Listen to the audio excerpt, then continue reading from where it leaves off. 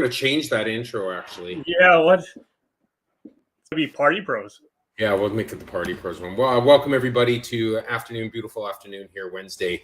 Sitting in the office, planning out my next 4 days of love and fucking disaster. I can't even say disaster. This is love, but from a performer's perspective, sometimes it can be grueling as hell. People don't understand it. I'm here with my partner, Kel Ng, award-winning magician, super nice guy, super dad. What other titles do you have? That's it. Super magician dude. Kel. Super what do dad. people call you? And it's magician guy or magician dude. Yeah. I don't have a name. I'm just the magician. It's awesome. Hi, Monica. How's it going? Good. Good. So, do you have a busy weekend this weekend? Who, me? Yeah, is that what you were just saying? Dude, I've got 4 weddings coming up. 4 weddings. Thursday, wow. Friday, Saturday, Sunday. It's crazy. So Thursday at the Shangri-La, Friday at Cecil Green. I've got Cecil Green, and that's on UBC, Cecil Green. Okay. Then I've got Saturday at a private venue, a private farm, like a big farm. And then Sunday, it's at Burnaby Mountain. Pitt Meadows or Maple Ridge or whatever? I think it's in like Langley or something like that. Yeah. So you go from like Vancouver to UBC to Langley to... all different. And what's really crazy is Shangri-La, the Shangri-La, that's very, bow tie events, right? And then you go to Cecil Green, it's to be a party, Vancouver people, very party style. Then Saturday's all country, basically. It's gonna be all country wedding. And then Sunday it is like middle of the road, rockish, top 40, middle of the road style. So all really good couples. Really excited actually to do it. It just takes a lot of planning, dude. And this is kind of what this podcast is about. What we're doing here. Kel and I starting this podcast from an entertainer's perspective and from people, me, myself, I've been in the business for about 12 years, just grueling it, killing it every single year, except for the last 2 years. Kelvin's been doing magic with people for 20 damn years. He doesn't even look that old, but he's been doing it for 20 years. The joke is that I've been 17 for 23 years. So. Man, yeah, dude, you look so young. Like, it's so good. It's so good. So, we thought we'd come on these podcasts and really talk to people about, kind of the importance of what we do, and for them to see that, there are some things that you should do at weddings and some things you shouldn't from our perspective, and not just weddings, but also corporate events and stuff, but things that we see. And it's good to let people know from our perspective what it works and what doesn't work, right? It's kind of where we're at. Yeah, that's kind of where we'll certainly get to that. But I feel like this is only our second show. I kind of want to know, I think people need to know who we are. Like, so Mike, what is your origin story? Who are you 12 years ago? Oh, okay. Back in time. Oh, you want to do it that way? All right, going back in time. Are you trying to tell me you made a time machine right now? Right, like honestly, the beat, oh, look at that.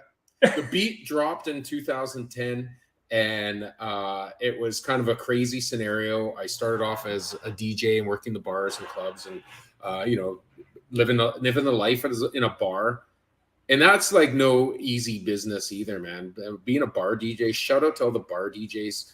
So what is a bar DJ? So that's like I'm going out for drinks on a Friday night. And then there's a DJ at the bar. He's just playing background music, or what's he doing there? So the bar DJ is basically a very unique individual. It's a very unique cat, right? This guy lives and dies for the bar, right? And it's true, man. Any bar DJs out there who are watching or are going to watch this, like they live and die for the bar. So it was really awkward because the other day I went out to a bar. I was doing an event, and then I stayed afterwards because we're going to use the t-shirt cannon and shoot some t-shirts in the crowd. And I ran into a friend of mine, or a guy I know. I don't know if he's my friend anymore because I think I kind of dissed him awkwardly, but he was there hanging out. I'm like, hey, are you working tonight? He's like, no, I'm just hanging out. I'm like, oh, you hang out in the bar on your days off? And he kind of looked at me like, douche. Like, he's like, you're a douchebag. I can't believe you just asked me that question. He's like, yeah. But then I realized, I forgot what it was like to be a bar DJ, that becomes your identity and your place. And you go to the bar on your nights off because you enjoy music and you enjoy other DJs and you're supporting, but also it's your social group, right? It's your social group when you work in a bar. So, the difference between a bar DJ and basically what I do is, I don't live for what I do, right? I don't live to be the music guy 24/7. I am professional. I'm a professional guy. Friday, Saturday, Sunday, sometimes Thursday, sometimes Monday. Come around, I get into the mode of being a DJ and entertainer, and then afterwards, I run away from it as far as I can, right? So back in the day, being a bar DJ, it was really all about the lifestyle, and it's funny because I got kind of caught up in it. Like, you don't realize that you're drinking every single time you go to the bar, right? You don't realize that you're like, your friends are so superficial friends. Hey, buddy. Hey, hugs. Yeah, what's up? You're doing all this. Fist bumps. High fives and fist pumps, and making useless conversation with people that you don't associate with outside of the bar. Yeah. And you were working, So I totally see all that. So you were kind of working at the bar, and then you saw a buddy still at the bar when he's not working, and you're like, wow, so much has changed. So you're working at the bar, and you're kind of doing these gigs. I guess you're working every day back then. I was working 6 days a week in a bar. 6 days a week. Okay. Yeah, man. So then that's obviously grueling. So like how was that grueling, and how did you get out, and what was the next step? So it was really funny for DJs. I started with CDs. So at the time when I started, CDs that was only 12 years ago, man, if you think about it. So CDs were like, you had to rewind CD to go to the 1.20 seconds, 0.35, like to start the track. Like it was hilarious. It was hilarious back then. Right. And I don't know, man, it was what was your question again? Sorry. Like you went from going to you were working the bar 6 days a week. Yeah. What was the next, like, how do you, I'm really, what I want to know is, how did you get to where you are today, step by step? Okay. So I worked in a great place, good people, Woody's pub out in Coquitlam. I was there for about 5 years. I know that place. Yeah, I did a gig right. There. And what got me out of the bar was crazy, actually. What started happening is we started really building that bar up to be lineups out the door and around the corner. Like, we had it going, right? It was, I was taught early in life, in DJ life, to interact with the crowd as much as you possibly can, right? The more interaction you have with the crowd, the more you lock them in, you get them. Who taught you that? Because not all DJs do that. No, because DJs are very introverted. I'm introverted, but who taught me was a guy named Sean Constable. He's with Music Bingo, a company called Music Bingo. Shout out Sean if he ever watches.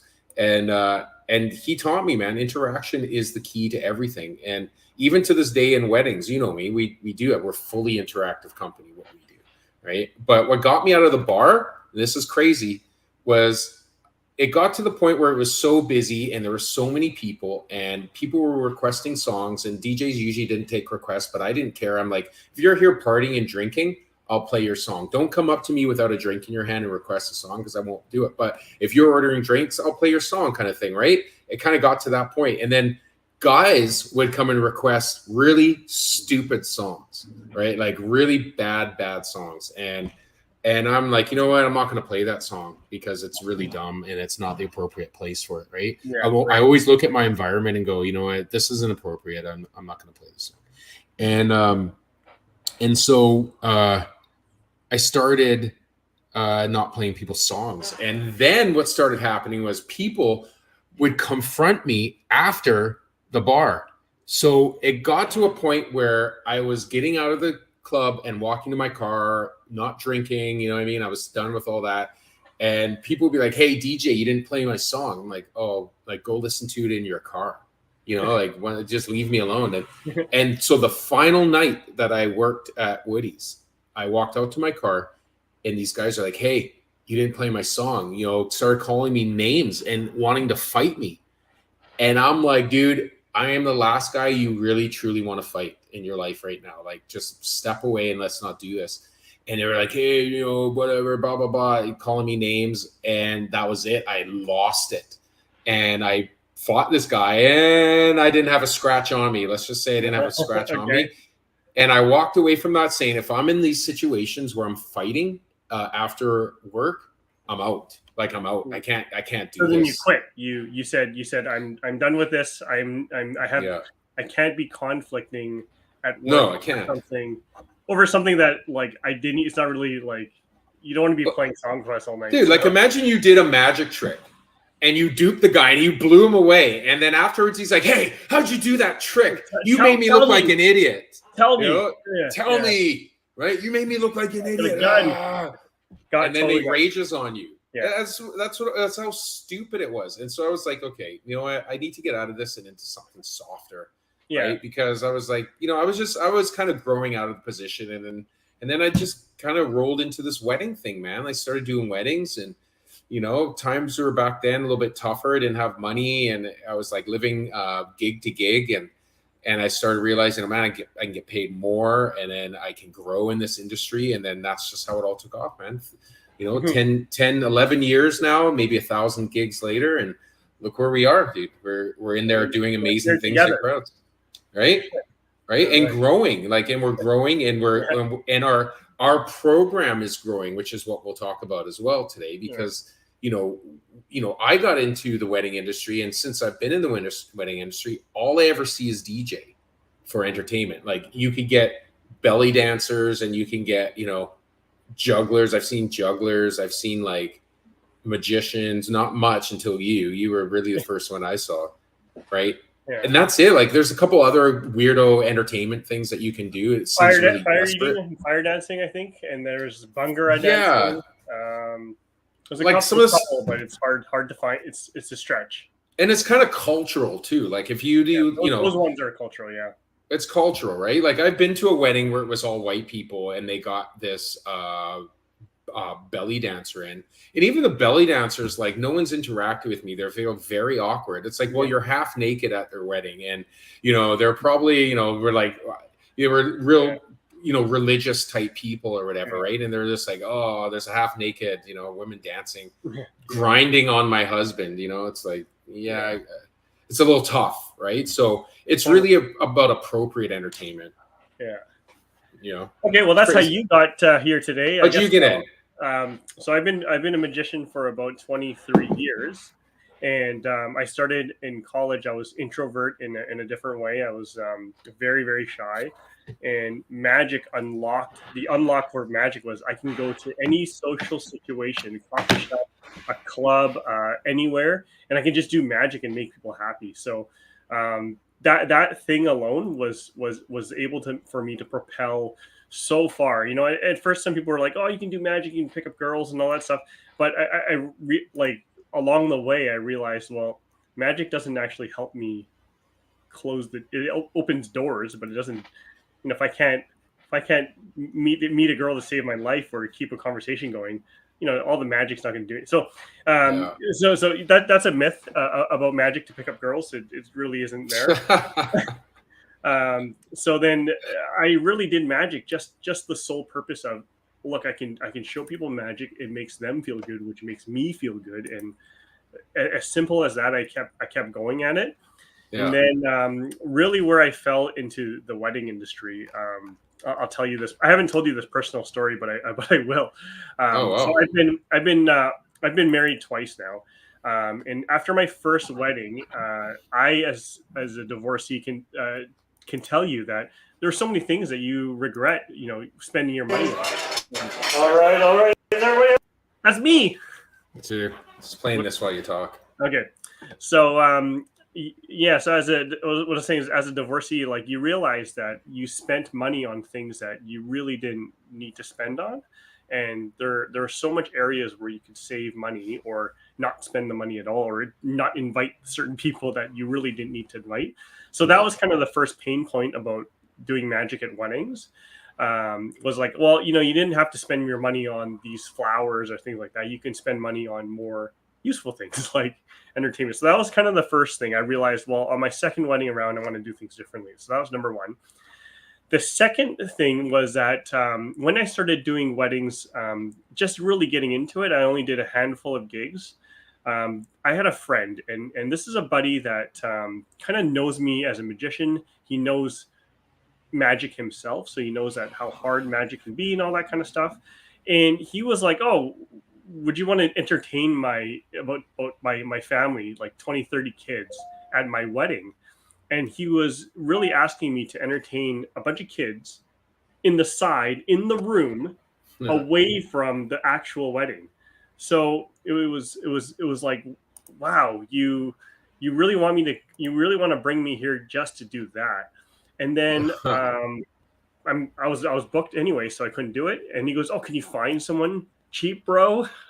So I recommended whoever I can recommend, and of course he was like, "Oh, it's too expensive," and it was only like $500 or something, and it was like it was too expensive, and he ended up not hiring a magician at all, or hiring some cheap kids birthday party magician, and then I find out that he spends $20,000 or something like that, north of that, on video and photography, and I was like, this is not like, and this is in an industry where this guy doesn't make a lot. I know him because he's a friend, so I know he doesn't make a ton of money. He doesn't come from a family of huge wealth, but they're just spending money on ridiculous stuff. And so and then I just realized the importance of me at a wedding was so important, because they could be spending their money on these things that don't matter, overspending on these things that don't matter that much, or I can impact their wedding in a way that they'll remember for the rest of their lives. So that was the pain point that said to me, I need to get into the wedding industry badly. And then there began my search to find different ways to get into the wedding industry. In my second wedding, I hired kind of a really good DJ company, Alex Rocco. If you're watching this, what's up, Alex? How's it going? And those guys did a fantastic job, and I was just looking for the right partnership, and then I ran into you. Yeah, we kind of got introduced in a really unique way. Kel was in his, I don't know, his alter ego job. Are you still doing that?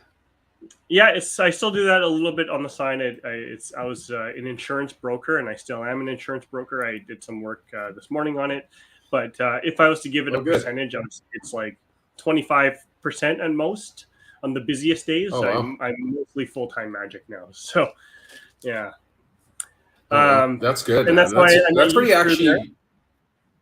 Yeah, we met through my wife. Well, we met through my wife. Like, Kel was selling insurance to my wife for her business, and then she's like, "Did you do magic for her or something, or what happened? No, How did the magic conversation come around?" I just said it was actually quite strange, because we're talking about insurance and getting her covered, and then she said something like, "Oh, my boyfriend is a DJ," and I go, "Oh, is he a DJ? I'm actually looking for one," because and then I would tell myself I'm a magician and I'm looking to connect with people in the industry, and then without hesitation, she just said, "Okay, you need to meet him." Like, she just, without hesitation, "You need to meet him." Just like That's looked so at me, funny. and then my instinct goes, "Okay, I will meet him." So the next day, it's so funny, man. And then it's been like a few years now, and what I really like about Kel is your drive is really matches up with my drive. Like, we don't just do this for money, although we won't do it for free, but we would do it for free. That's the funny thing. But we're also in this to really make a statement about what we do. And this kind of gets into what we were going to talk about today as well on the podcast, is that growth in what we do. And it's seeming like to me that the wedding and entertainment industry has kind of gone a little bit down the tubes. Like, live entertainment is what I mean. It seems like, especially in Vancouver, that there isn't really many options. And, I know that you saw it. I know that I saw it. I saw that there was a real need for people to do the things that we do at events. And I think I'm almost wondering that too. Like, is there a need for live entertainment? Like, I'm just wondering. Sometimes it makes me wonder. I believe there is, and you believe there is, but sometimes I wonder if there's an actual, like, do people actually feel like they need live entertainment at their events? Like, if you feel like you need it, maybe comment in the chat. But I mean, I feel like it's needed, and you feel like it's needed. But I don't know. Well, I think it's super important, like, that people understand one thing about events. Like, I always say this to people, but no one really listens, or maybe they do. And the people that hire us end up always saying, "Oh my God, I'm glad we listened to you." But, we say this at our sales, when we do our sales, 75% of the time, when you go to an event that includes dancing and dinner, whatever, 75% of the time, people are sitting down and doing nothing. Right. And it's your job as a planner, it's your job as, a host, whatever, is to entertain people and give people a reason for being there. When you do your magic and you walk around, like, I see this, and this is why I really believe in the Party Pros and what we're doing, even if it takes us 5 years, it's taking us 5 years, to get people to understand that when people are standing around, imagine you're standing around with your drink and you're like, you have the small talk. What do you do? Look like that. When you That's see what they do. Right? And they're like, because it's funny, because when you see someone do this is protective from other people, right? This is something people hide behind. Don't shoot me. This is my shield. Yeah. Oh, shield, right? Boop, boop, boop, right? Don't get too close. Don't be, and it's funny because when I'm at an event, I try to hold my glass at my side, right? I try to be open. And it's a mental thing that I do, because when I'm at a wedding or at a corporate event, I see people doing this, and I'm like, that's awkwardness, and don't get too close. We're going to be on a very this basis, glass to glass basis, right? Yeah. And when you come and do close up, it breaks that down. Like, how often do you see this happen? Like even from going here to here is a major thing. And I see it when you do that, because you're like, oh, you come in and people watch you do the magic, where they put their glasses down and they're like wide open to you, right? And people don't understand that the psychology of the ability to do that, the ability of you to be able to drop people's force fields with the close-up magic just sets everybody up to have a good time later, right? Like, you see that, right? Yeah, absolutely. So that's another kind of segue into how the Party Pros was formed. In my mind, I don't know if it was in your mind, Mike, when we got together. A lot of times I would go to these weddings, and I would do the very best that I can. But the problem is that after I did my job from 5:30 to 6:30, then I leave. Yeah. So I everything that you said is 1,000%. I lower their guard. I get them loosened up. I make the drinks actually kick in, and not just using their drinks to guard themselves. People actually drink. They're loosened up, and they're talking about the magic. They're talking about different things. They're not talking to Uncle Awkward Bob that's like that's gonna make weird jokes. So I do everything that I set out to do. I lower the guard, but then the problem for me was I'm that's it. I don't have any impact on the rest of the evening. I'm done, and it's a shame, because a lot of times that's the best part of the wedding. When people tell me the best part of the wedding was when you came and then you left. What? So it was so tough, and it was kind of a wedding problem for me, and that was kind of like, well, how do I fix it? So that also was part of the search for you, whereas you were the opposite. You were like, from 5 o'clock to 9 o'clock, I have zero control.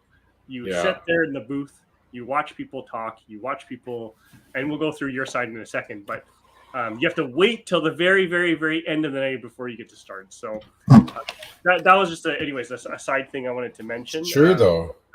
So what's the importance, you think, if someone right now is looking at this and wanting to plan their wedding and are thinking about hiring a DJ? Like, okay, so the DJ, most people when they do events, they go, okay, what are we going to do for entertainment? Well, we get the DJ. How many times have we heard that? Oh, what's your entertainment? I always ask people, so what are you doing for entertainment? They're like, well, we got a DJ. I said, is your DJ entertaining people?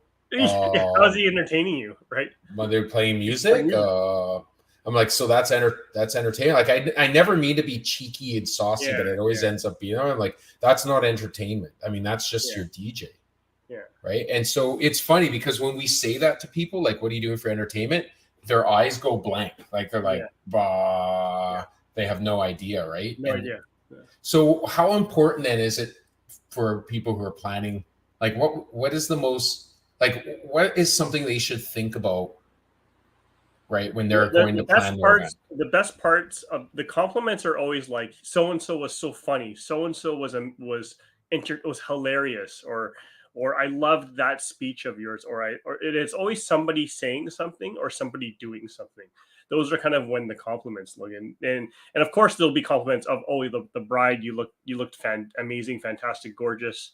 The venue was great, the food was great, but the really like outstanding compliments are like, oh, that person was so hilarious, he crushed it during the speech, or he crushed it during, like, those are when the real compliments go in. And the only way you can get those is sometimes you just have to hire the right professionals to do that, and there's not many professionals that really can get a crowd going. It's pretty intense. Like, people don't realize, like, you have 100 people sitting in a room that you can easily, like, I've done weddings where I'm just the DJ, which I don't do anymore, but I'm the one that's just like, you're just the DJ. And I've sat there and I've actually watched, like, I'll sit back and watch and I'll look at the people and it's quiet in the room.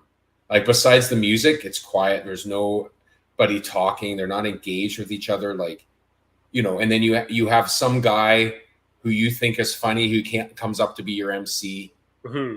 And then they just kind of kill the crowd with their shitty jokes. Like, it makes me feel really sorry for people. Like, I see events where they do cocktail hour and there's like a guitarist. No offense to guitarists, everyone's good, but they're doing a guitarist and people are standing. I've literally seen people standing there looking at the guitarist, like, and the guy's just standing there strumming in the corner, right, playing these songs, and nobody's paying attention to him. And I feel so bad for him because it's like, dude, you're here doing what you're great at and something you love, and nobody gives you any sort of attention. Anything, because you're at the wrong venue, you're at the wrong moment, you're just set up for success. Yeah, and it feels like, especially at a wedding, like, having somebody interact with your guests like you do at cocktail hour, or like I do as MC, is the X factor for every single event. It's funny, dude, because we talked about this weekend when I went to that wedding. I'll tell people about the wedding this weekend that I just had.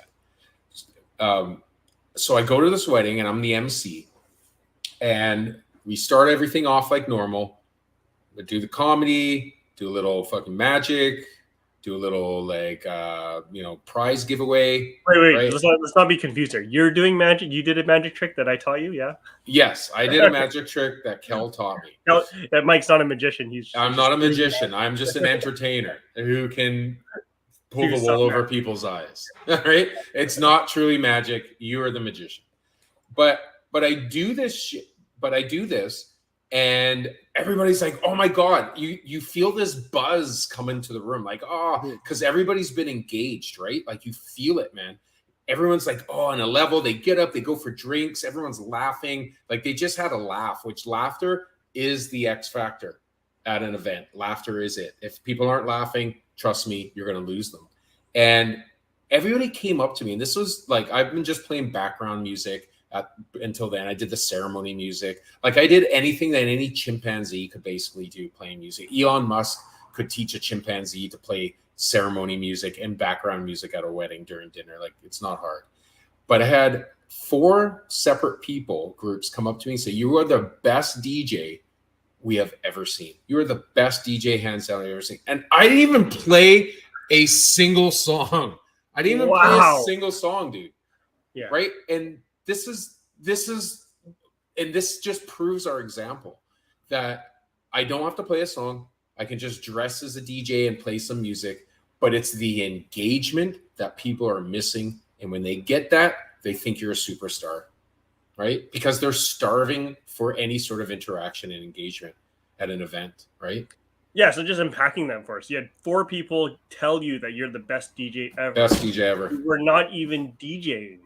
Like, didn't even play a single wild song. is that? Like, people don't know what they're hiring. It's like, and is that our fault for not communicating what we do properly, or is it just kind of the industry not knowing that how important an MC is at the wedding?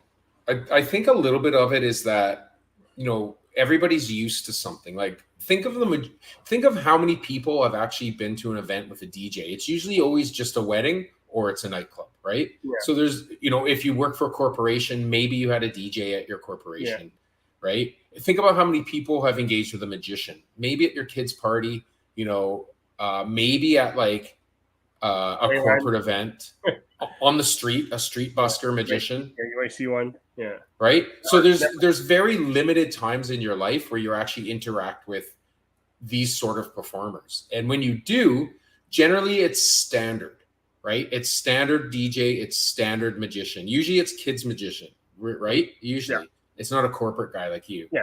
And usually it's a DJ, just a DJ at a club, cool guy, young guy, right? Not very talkative. DJs generally don't talk, you know, they don't interact. So, right. So that's what they come in with, this preconceived perception of what they're getting involved in. And then, you know, they engage with us and they're like blown away. Like it's literally like, I hate to like sound braggadocious, but it's literally, they're blown away by what happens to them. And for us, it's nothing. It's a standard thing that we do. Right. And well, that comes to my second ingredient. Like your ingredient is laughter, and the second ingredient on my side is, because I'm not a comedy magician, right? So the second ingredient is the secret is surprise. Like, anytime you can surprise people with over delivering their expectation, whether it's food, whether it's venue or anything like that, and you can do it in a very expensive way, and you can also do it in a very cost-effective way. But anytime you can surprise people and make them say, "Oh, well, I didn't expect that. That was actually really good." That's the second ingredient. So that's and it's like a secret one, because, you know, if you tell them the surprise is coming, then it's no longer a surprise. It's no longer a surprise. Yeah. Yeah. Well, it's just really cool, you know, to see that. And when we do gigs and stuff, how people really are engaged with us and love it. And I just think it's, you know, I wish that more people would give it a chance. And I guess that's kind of, you know, what leads me to talk about my announcement of the death of what we're doing, because, you know, for every new life, there has to be a death, right? There has to be a death. Yeah. You know, and it's kind of strange because we've been talking about this for years, you and I, and I've never really been able to pull the trigger because of a lot of different reasons. And a lot of it is just because, you know, when someone, it's like the last 4 people who have inquired about my services have now ghosted me completely, because I'm willing to step out of my bubble and try something different, which is really dig in and push the Party Pros mission. And, you know, for us to really take off and to be recognized as what we do is the most important part of your entertainment, your event, your conference, your corporate party, anything, is that you need to stop calling me DJ Mike, right? Like, if you're not a DJ. Because I'm an entertainer, and I'm an entertainer that DJs. And the simple fact of the matter is there's very few events that I'm really up for, right? I would say probably 60 to 70% of the events I'm super up for. When somebody comes and asks me to play Drake, I lose all sort of like interest in what I'm doing, because I hate Drake. I hate it. And there's a lot of music that I do hate. Do you hate the music just because you hate the music, or do you hate the music just because of the situation you're in and the environment you're in? Like Drake's okay in your car, right? Yeah. Is that it, or is it kind of, or is it just you hate Drake, period? Well, you know what it is kind of like, people don't understand with a wedding, it's wedding music because it crosses all age groups and genders, right? So it's not a bunch of 20-year-olds, which sometimes it can be, but a lot of the time there's a lot of older people, and you got to take care of them too. And right. And sometimes it can be really super frustrating to juggle in between genres and different types of people. So you don't hate Drake, you just hate Drake at a wedding. Hate Drake at a like wedding. If Drake is on this podcast right now, he'd be like, "What, bro? You hate me?" Like you would. I'd be like, Drake, your music's trash. I don't really like you. Like I don't really like your music. I'm sorry. Every time I play it, I'm just like, man. Kiki, do you love me? I'm like, no, man. I'm not like. It feels like that's really for 20-year-olds, and I'm in my 40s. So got it. What I realize is that when I get to an event where the music is in my wheelhouse of music, which sucks to say, but like I'm a 90s kid, so when I get into my genre of music, the oldies before that, and maybe some into the 2000s, but really after 1999 and 2000, the music kind of went downhill, started going downhill, and there's a reason for that. I'm going to veer off topic for a second, but it's because pop culture died in the 2000s. Back in the 90s, growing up, there was lots of pop culture and everything was new, and the rappers dressed like rappers, the rockers dressed like rockers. Now it's all over the place, and it's all this a mix of everything, right? So there is no real culture behind music. From country to pop to it's confusing for people, right? So the genres have all mixed now, so there's no real culture behind it. So that's when the music really died. But for me also, it's like, when am I the happiest at an event? And when am I at my peak performance? I'm at my peak performance when you hand me a microphone and tell me to entertain people. And when I go to DJ and I'm in my booth and I'm playing music, I'm not doing what I love. I'm not connecting with the crowd. Everyone's like, connect with the music. It's like, no, you don't connect with music.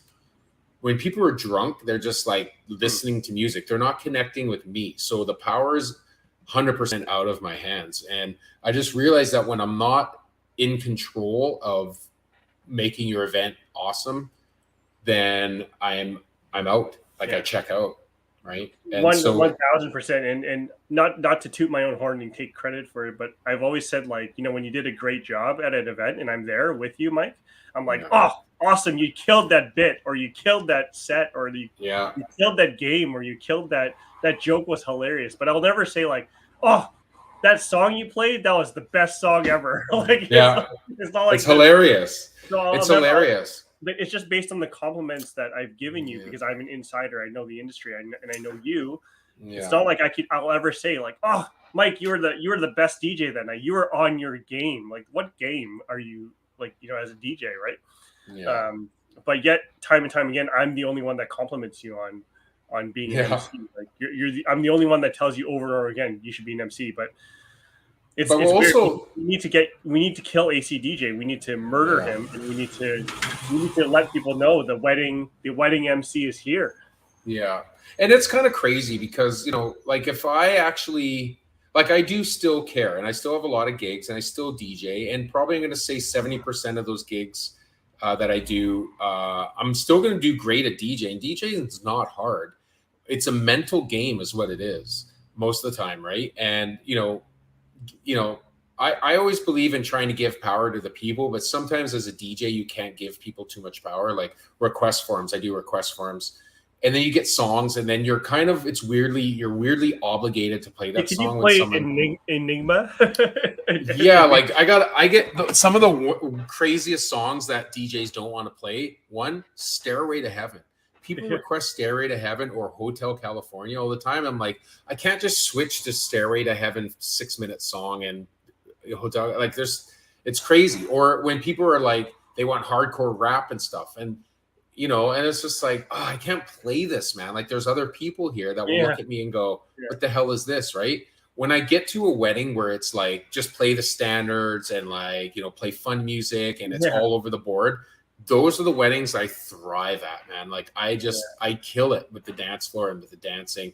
It's only when there's people coming on or people that request songs that are totally inappropriate for a freaking wedding. I am a 17-year-old girl there. I want to see some Cardi B. Dude, I did a wedding or an event maybe a few months ago, and this girl came up to me with this paper. She's like, "Here's my requests," and I'm looking at it, and I'm like, "Garbage, garbage, garbage, garbage, trash, trash." I'm like, every single one of these songs sucks. And she was probably about 17, 18 years old, and I'm like, you listen to this stuff? And she's like, what? Like, what? And she's so mind boggled. I said this to her. I'm like, I can't play this music, man. Like, I can't. And then she went and told her mom.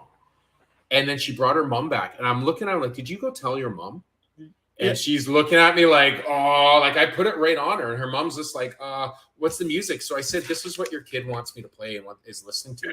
And her mom's like, oh, like, yeah, you're right. I'm like, yeah, I know I'm right. Right. And it's moments like that are like, dude, why am I doing this? Like, why am I doing this? Right. It's stressful, because then, because me as an empath, now I'm looking at the kid. The worst part is the kid doesn't get canceled. You get canceled. I get canceled. Right. You should get canceled for your crappy taste in music. Excuse me. Right. And I always think, like, just on a sidebar, if this is your music now, is this oldies to you one day? Like, this garbage is going to be like oldie songs? Well, no, it's some of the classics. It's just a phase. It's just a phase they go. It's a phase, right? Like kids go through, right? So it's just it doesn't really last, but they just want to hear it because they're in the moment and they wanted to play their song. But you're not there for that. You're there to make sure the wedding party is a wedding, right? It doesn't not a buzzkill. So what looks like is happening starting now with the clients and anybody who calls me, it's like, you're going to take me on as your MC. I'm going to bring you a DJ or, right, depending on the scenario. If the scenario is in my wheelhouse, then I'll DJ, right? If not, I'm going to bring a DJ, or you can supply your own DJ. But the plan is going forward to start hiring me as your host, your MC, your leader, for your fun. Bring on Kel, does some close-up, does a magic show. Right, we're going to start really pushing the fact that entertainment is and always has been and always will be the secret to having a great event and making people feel like they belong there, that they're wanted, and that they're actually legitimately going to have a good time. Right. Okay, so did you prepare like some kind of ceremonial ACDJ funeral at all? Like, how are we going to announce that ACDJ is dead? Okay, so we're going to have a celebration of life, and it's going to be all Drake songs. Just in case anybody else wants to die along with me. With some hard style EDM. Yes, with some hard style EDM, 100%. All the fun stuff I love to play, right, when I'm at a wedding. Nothing really weirder than playing hard style at a wedding, dude. Like, and it's funny because I've done some weddings where I play hardstyle and everyone loves it. Like even the old folks, I'm like, what dimension am I in? What wedding dimension have I transferred into? Right? Where like even the old people are like, no, to be fair, like we joke about it, but to be fair, there's some like Calvin Harris stuff that has of course made it to the mainstream. So you could do it properly.